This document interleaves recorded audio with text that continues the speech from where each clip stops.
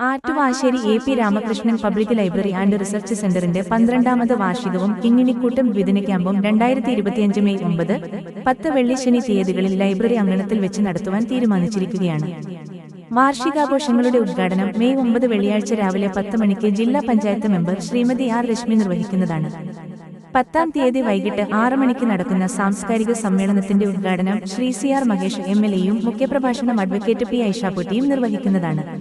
പ്രതിഭകളെ ആദരിക്കൽ, 50 വയസ്സിനു മുകളിലുള്ള തൊഴിലുറപ്പ് തൊഴിലാളികളെ ആദരിക്കൽ, അനുമോദനം, എൻഡോവ്മെന്റുകൾ, പഠനോപകരണ വിതരണം എന്നിവയും പ്രസ്തുത യോഗത്തിൽ വെച്ച് നടത്തുന്നതാണ്.